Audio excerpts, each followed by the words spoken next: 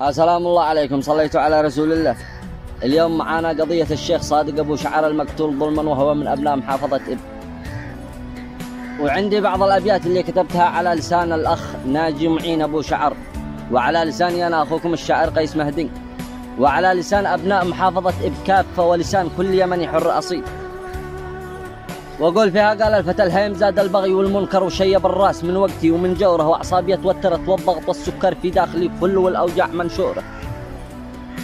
وأعصابي توترت والضغط والسكر في داخلي فل والأوجاع منشورة. من ماتر العين كنا الكوكب تسكر وصك بابه بوجهنا ويلبوره. من بعد أبو شعر ذي بالقبيلة يذكر ضاقت حياتي وضاقت ناس مسرورة. الشيخ صادق مزاجي بعدها تعكر، الشيخ صادق مزاجي بعدها تعكر. ديمات باطل عليها الناس مقهورة. روح ضحية مدير الأمن والعسكر كلين شب اللهب من وسط ماسورة.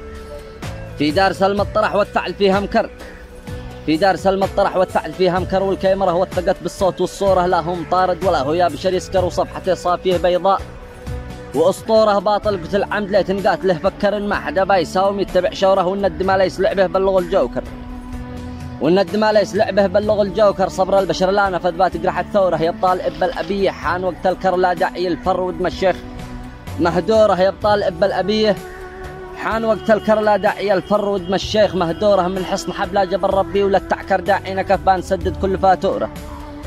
شب النكف لعن ابوه انسان مستنكر، ولعن ابوه من فسل في الاخ والجوره، ولعن ابوه راس واطي مع تلا وفكر ولا وقف او تهيض كامل شعوره. شب النكف، شب النكف والعكيره ما لها العكر من ابل العاصمه لا كل معموره. يا كل الاقيال، يا كل الاقيال ما عد ودي اتذكر كل القبل واذكره بابيات محصوره. الراي للكل من ما شاف وتفكر يثبت وجوده وعاد الناس مستوره.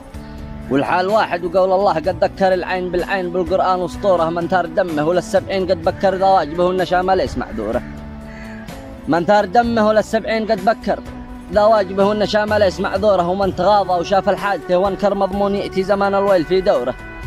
ومن قتل عمد وتعدى فلا يشكر لا بد يقتل ويأتي الموت ويزوره.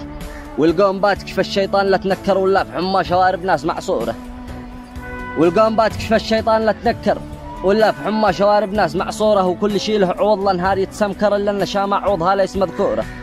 والله يلعن من اتواطى وما ذكر، ولا انتفض يوم خلق الله محشوره، ولا انتفض يوم خلق الله محشوره. وسلامتكم.